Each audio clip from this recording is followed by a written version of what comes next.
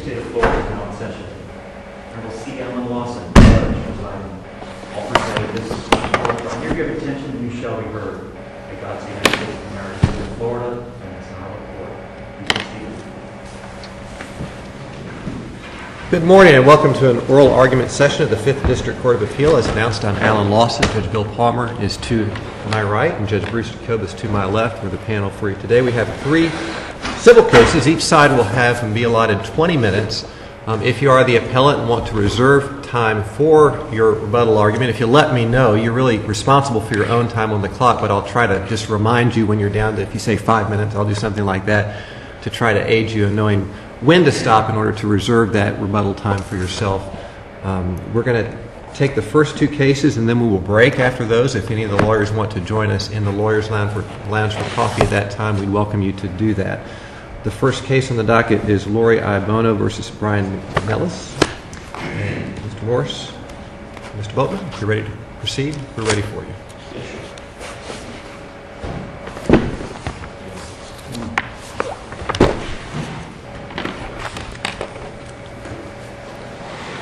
May I? May it please the Court, I'm Ken Morris from Orlando, representing the appellant Lori BONO. I only want to make a few points here on this particular appeal. This was a partition case. This was not a case for constructive trust. It didn't allege fraud. It didn't allege rescission. And So the only count brought was partition, correct? There was one count was partition and the other was for money damages, but the actual judgment was based on partition. And I certainly am mindful of the burden that an appellant has before this court. However, as you all know, there must be some substantial evidence as defined by case law as to what that is in order to support the trial court's conclusion. And I will concede that if this court feels that if this case rests on the principle as to whether there was substantial evidence and finds that the record establishes it, that this appeal will fail. And so my argument really is based upon primarily on the issue of whether there was substantial evidence and whether the court really abused its discretion. I cited in my brief DeGroot versus Sheffield, which defines substantial evidence as relevant evidence as a reasonable mind would accept as adequate to support a conclusion.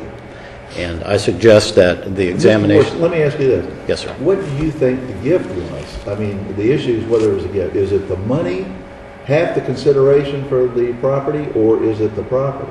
I think it's the half of the consideration. Okay. And what's the burden? What's the burden if it's half the consideration? If it's money, who has the burden to show it's a gift or not a gift? Well, I think initially it's our burden to show that it was a gift. And then if the court establishes it's a gift, they have the burden shifts, and then by clear and convincing evidence, they have to show it wasn't. But I think that what is clear and convincing evidence in this cause that you think supports that it was or wasn't? Well, there was none. I don't think there was any, I think. But I don't think there was any. What was the evidence about that it wasn't a gift? What was the The gift was this. It basically took place on 5 separate occasions, and it was half of the consideration for the purchase of this residence. The first was when the parties went together and they signed the contract. They both signed it, They both signed the agreement to purchase this residence. At that time, the appellee deposited money as a down payment under the contract. That was the $75,000? Yes, sir. Okay. Yes. The second occasion occurred when, according to the record, the appellee had second thoughts about, well, should they remain together or should they not remain together? He went to rehab, and then after rehab, he decided to press forward. Now, that's not actually a gift, but it is intention, which I think is important to make the gift. The third occasion is when they went to closing, and he paid the balance. He paid the full consideration? He paid it all. There's no question. Okay. No question. There was some evidence that after that occurred, my client, the appellant, did pay a few things, but it actually never got quantified in the trial court as to what it was. Okay.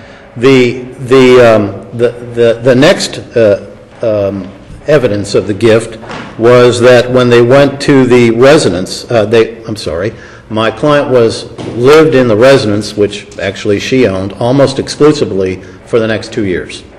And I point that out because I think that that is a question of delivery of the gift. Well, wouldn't the delivery, if it's money, it was made when he paid it, wasn't it? I mean, it Yes. has nothing to do with the title of the property. No, it really didn't have anything to do with the title of the property. But if there's an issue as to delivery, it certainly, I think, was made very clear when the appellee left the home and she lived in there for 2 years, that that gift was, in fact, confirmed. So this is not a case where there is a presumption of gift that has to be overcome by the other side? This is a case where you have to prove the gift, is that correct? Well, the evidence that I cite under the Mercurio case, that is when property is taken in both names, there is a presumption of a gift. But you just said the gift here isn't the property, it's the money. Yeah. It is the money. So But- if the issue is the property, then arguably there is a presumption of gift if it's titled in both names. But I- How do you get a presumption of gift for money if it's the property that's then titled in Well, both? the actual physical gift was the fact that he paid half the consideration.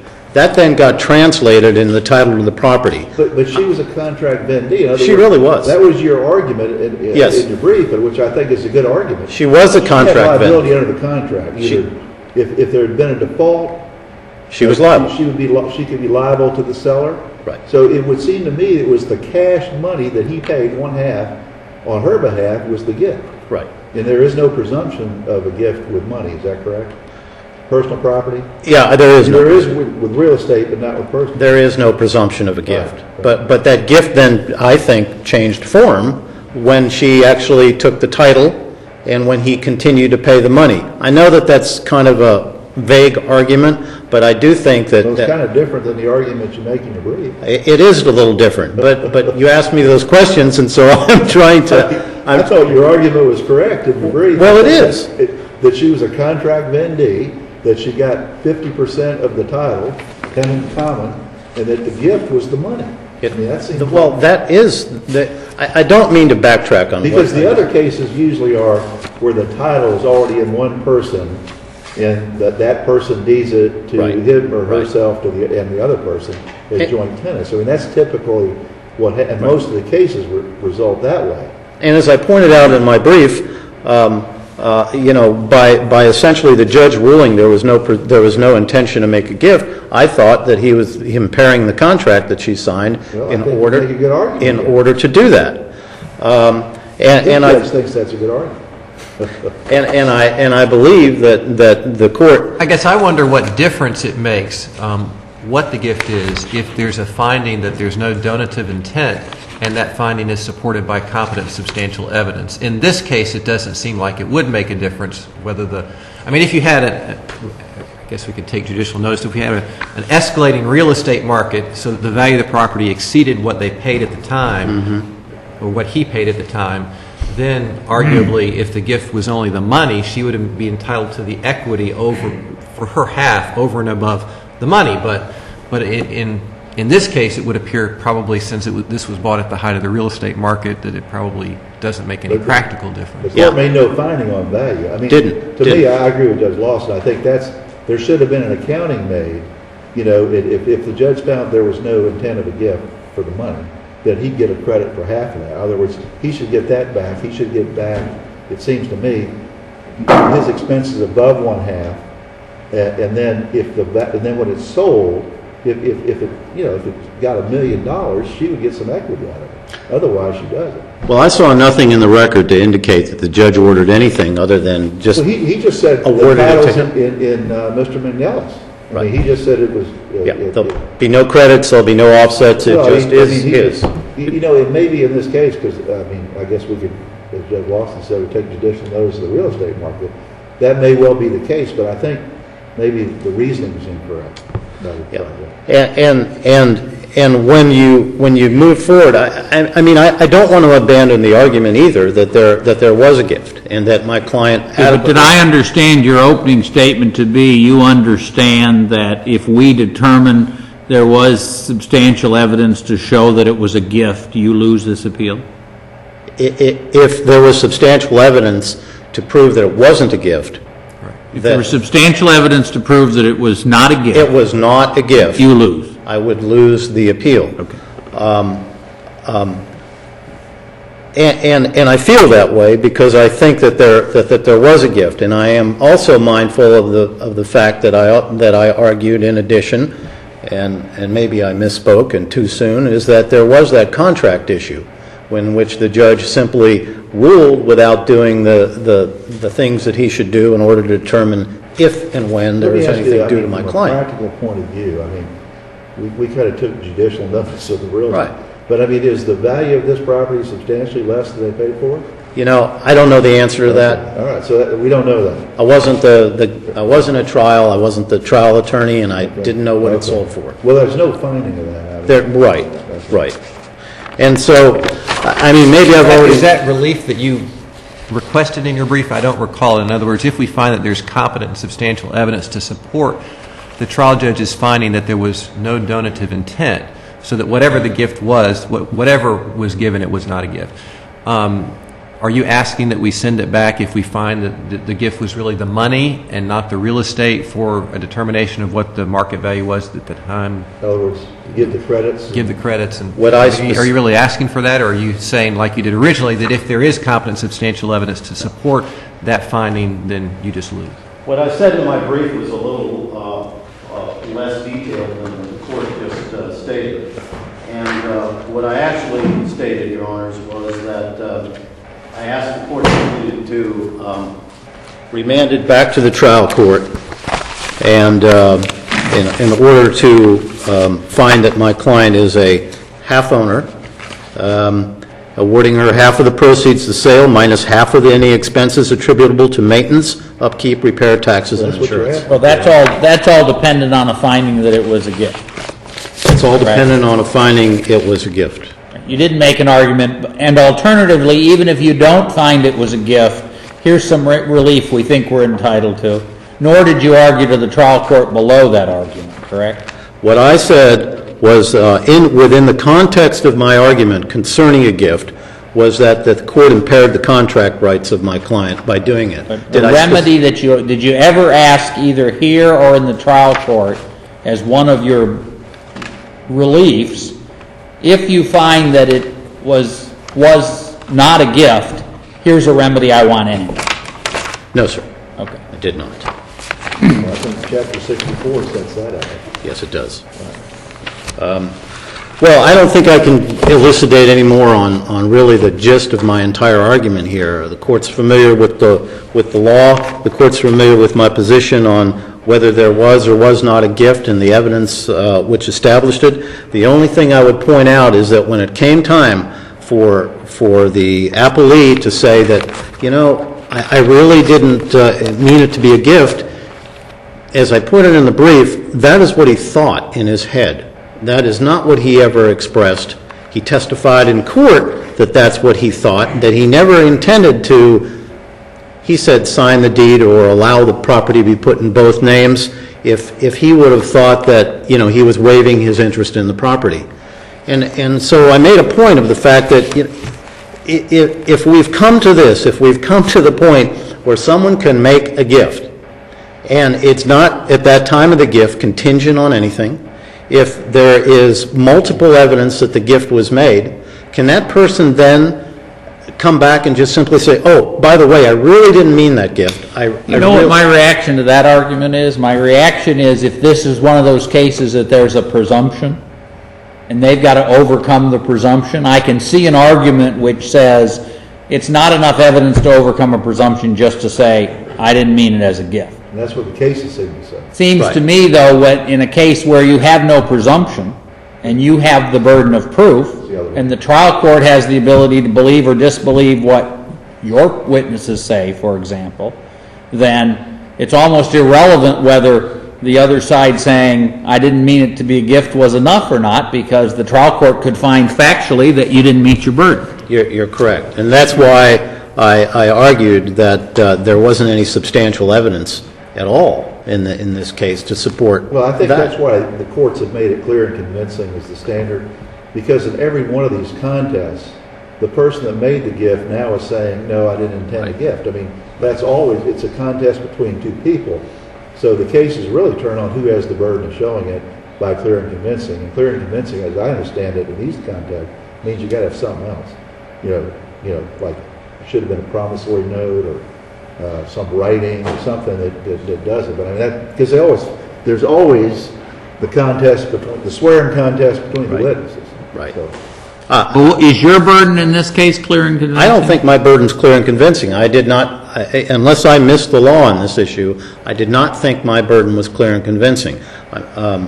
Reading the appellee's brief, I did not see, and maybe I missed that too, that it was clear and convincing, but I think the clear and convincing comes up on the presumption of the gift, on the rebutting the presumption. Exactly. Right. And I thought that, the only thing we had there is, in this case, was that the appellee, Mr. MCNELIS, thought in his own mind, uncommunicated to anyone, that really I didn't, this wasn't really a conveyance. It wasn't really a gift. And we had, as I pointed out, 4 or 5 different separate occasions in which it was demonstrated that it could be nothing other than a gift.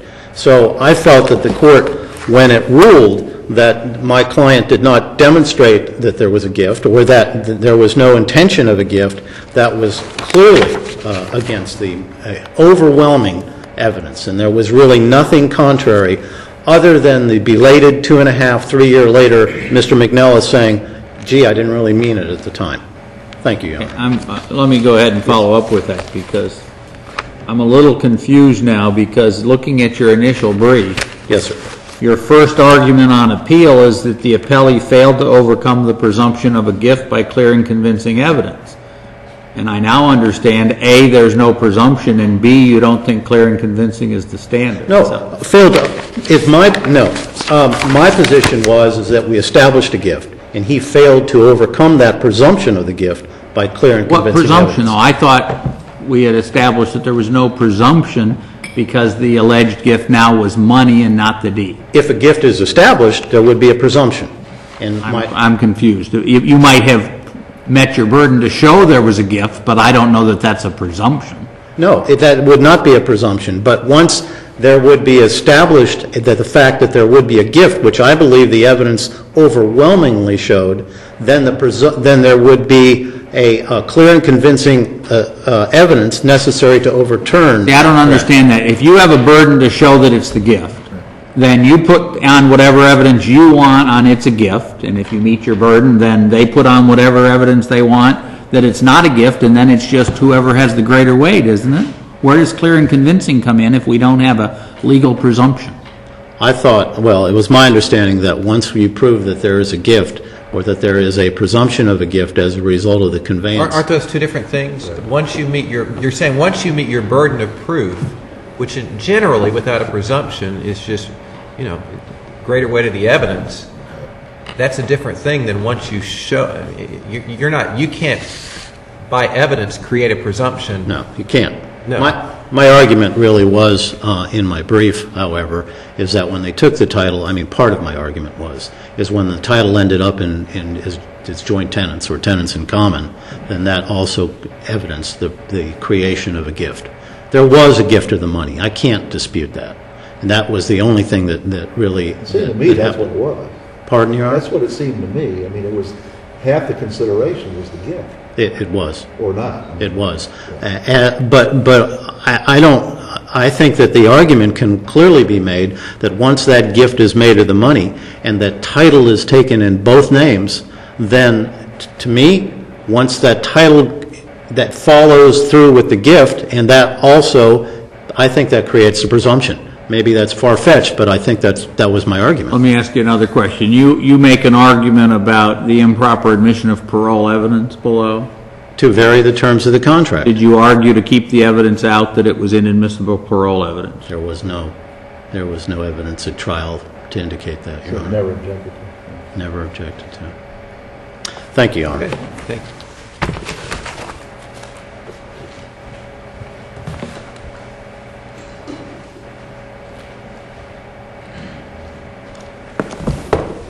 May it please the Court. My name is Jim Boatman. I represent the interests of the appellee in this matter, Mr. Brian MCNELIS. I have to say that I am hearing some new arguments today that I did not find in the brief. I'll do my best to respond to them. Well, I think but don't you, you know, I read both your briefs. He kind of argued that in his brief, but it seemed to me it does make a difference. She was a contract vendee. In other words, she had liability under the contract. If there had been a default, she couldn't tell ISA Homes Inc., well, look, it's a gift. Don't come after me. I mean, she would have liability to the third party, would she not? Your Honor, that's an interesting argument. However, the bottom line is that there was a closing. Right. And whatever She signed the contract, right? That's exactly right. Okay, so she was liable under the contract, correct? That's right. Yeah, so she was a contract vendor. So that wasn't a gift. I mean, she had an obligation to pay. Right, but her obligation was never called upon. Well, sure. At closing, Well, she paid it. It was just with money from your client. my client never gave her money, Your Honor. He had to. He What paid all happened- consideration. Respectfully, I believe what occurred in this situation was that any obligations So you think under the ISA contract. Homes, if he had said at the closing, look, I've changed my mind here. You know, I'm paying all the consideration. I want the deed in my name. He could have done that? Absolutely. Sure. You think, and you don't think she'd have a claim against ISA Homes? Because they didn't convey title to her and they got all consideration? If she had no ability to perform the contract, Your Honor, she would have had no cause of Her action. ability was because your client gifted her half the money. Or loaned her half the money, one of the two. Well, Your Honor, I'm just going to have to agree to disagree with you on that Okay. point because I don't think that any gift occurred Well, until... it was either a gift or it was a loan. One of the No, two. what it was- She owed him the money back or he gifted it to her. What it was an inchoate promise that had no consideration whatsoever. Okay, so until the... More on point if, as opposed to your client asking that the title be put in his name, if he had just walked away from the contract and the builder had chosen to sue for breach of contract, he could have sued both parties and they both would have been liable, right? That's exactly right. I don't think that means... Is that not consideration, that she signed a contract and assumed liability? Your Honor, we have to look at the intent of the parties. And this whole concept about the fact that there was intent as it related to the contract is really different from the argument that was made at the trial court. The trial court, the idea was that when my client allowed Ms. Bono to place her name or have her name be placed on a deed, that effectuated a gift. And if you look at the only direct evidence as it relates to donative intent on this matter, the only credible direct evidence, it is all in favor of my client. If you read the context of the decision-making in the documents that were being signed and the nature in which they were signed, it all was in the context of a relationship that was in a state of flux. They were engaged to be married. Unfortunately, prior to the marriage date, my client was involved in a situation where he found himself voluntarily admitting himself into a drug rehab. It was 10 days. It was between the signing of the contract and the ultimate closing date that all of this occurred. My client doesn't close on this deal until 10 days after he exits rehab. The issue is, what was his intent when they sat there at closing? And I assume you agree with opposing counsel that below they didn't ask for any remedy that in the event that it was determined not to be a gift, right? That's exactly right. Well, doesn't the statute provide it's partition? Your client brought a suit for partition. Well, the statute tells you what you do. Well, we brought a suit for partition, Your Honor, and we also asked for any and all equitable relief that would have been appropriate under the circumstances. We were proceeding in equity. It was Chapter 64 proceedings you brought, right? Yes, sir. But you can't just say, well, gee, I want reformation of a deed. That would have to be pled separately, wouldn't it? But, Your Honor, no, it would not. So, you mean so he would be on? He would be on? Wouldn't he have to be on notice of what you're asking for? I mean, it's partition. Well, Your Honor, This judge said, convey it to him. I mean, that's not the remedy. Yes, sir. If you look at what the trial court did, he did precisely what you're supposed to do under a partition action. First of all, he looked at who is the owner or owners of the subject property. That's the first thing that you do. That's what the case law says. That's right. And Now, that was a deed, right? Well, the deed is certainly part of the indication of who the owner is. How can you be an owner without a deed? Well, the deed may reflect ownership, okay, but then you have to look at what is the relative ownership. Doesn't the deed always reflect ownership? It does, Your Honor, but someone may have a name on a deed, but in terms of their actual equitable ownership in the property, have zero or nominal Did equity. you, in your pleading, ask that the judge partition 100% of the property to your client? Yes, Your Honor, I did. That was the way it was pled? Yes, Your Honor. And if you look at what the court did, the court started down the road of the partition analysis, and in fact, he went through the full analysis in terms of the evidence that was presented Let me at ask trial. you a different question. If the gift that was alleged was the property and not the money, there would be a presumption that there was no gift because of the way it was titled, correct? Yes, Your Honor. And Under the case law, is your client's testimony alone enough to overcome a presumption if there is one?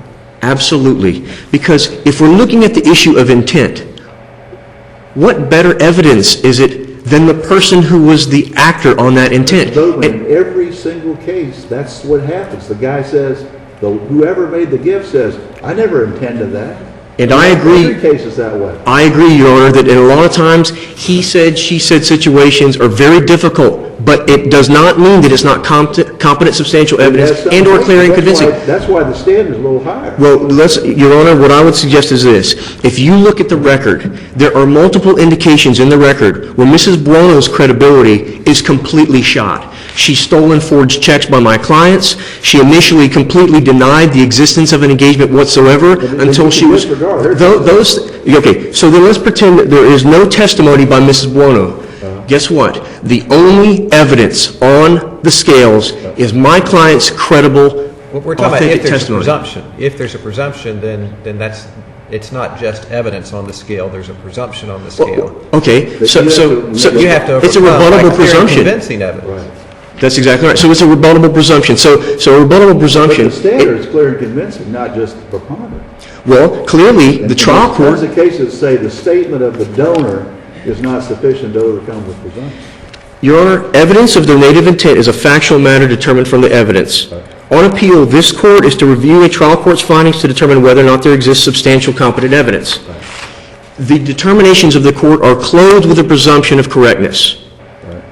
This court, with all due respect, you weren't in the courtroom to hear the relative testimony, which is really all we're talking about. So if the issue of a deed with a signature on it blows up the balloon of the rebuttable presumption, and the balloon is left here, and now I go into trial to rebut that presumption, and I have the only testimony as to what really occurred. Your client's the only one who testifies. We don't even... We're presuming now that the court disregarded the incredible, non-credible testimony of Lloyd Bono, and therefore, when we present credible testimony, clear and convincing testimony, we pop the balloon of the rebut. So the credible testimony you give is only your client's statement, correct? That's it? That's exactly right. He said, I never intended a gift.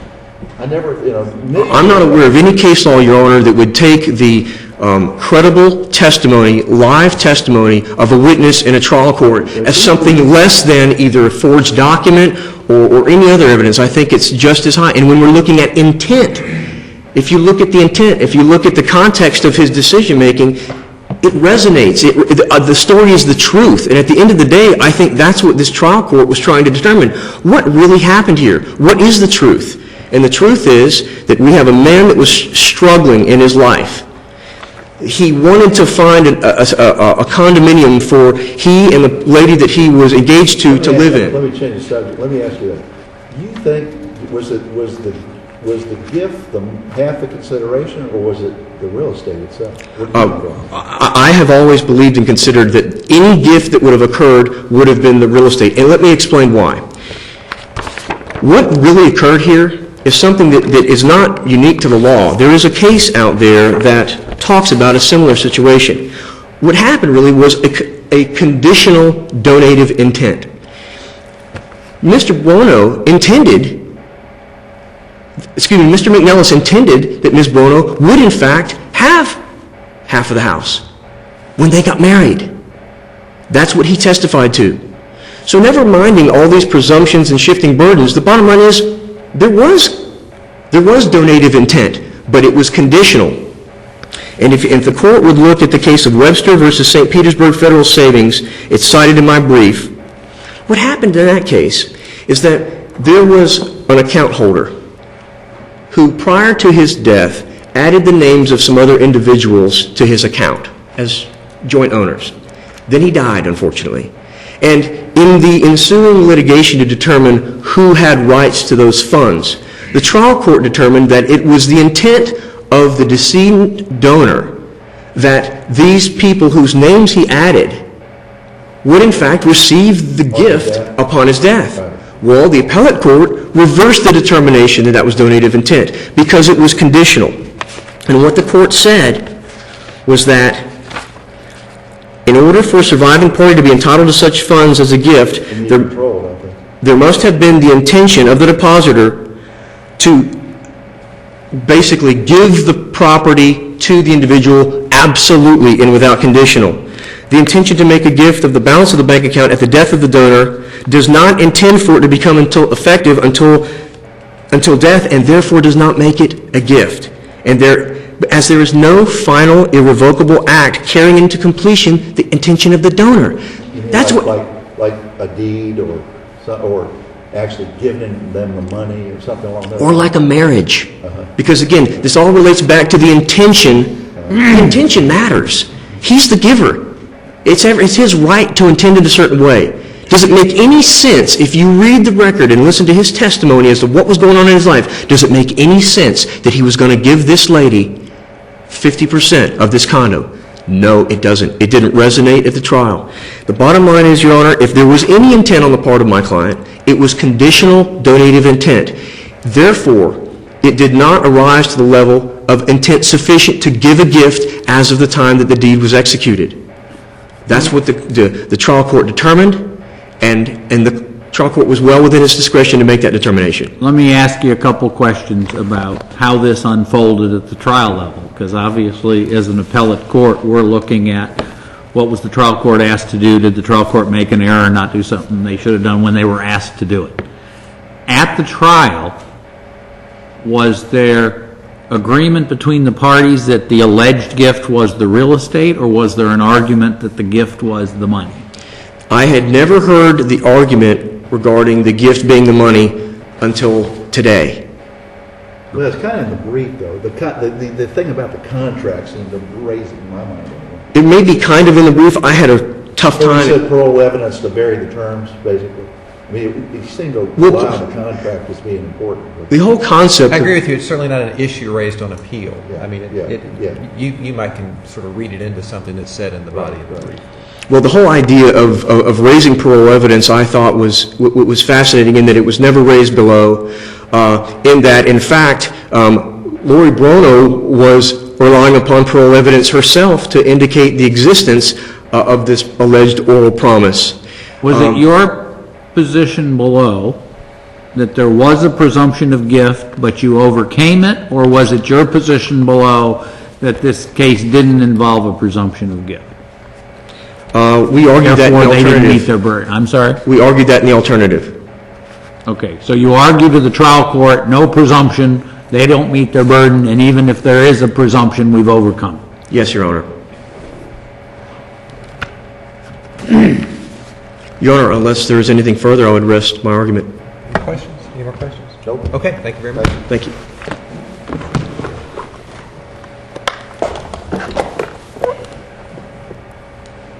You have about a minute and a half if you want to use that time. The only thing I would point out, To the court is that the court found that that the parties intended to be married at the time of the closing, and that that the petitioner was the 100% owner and title should be reformed.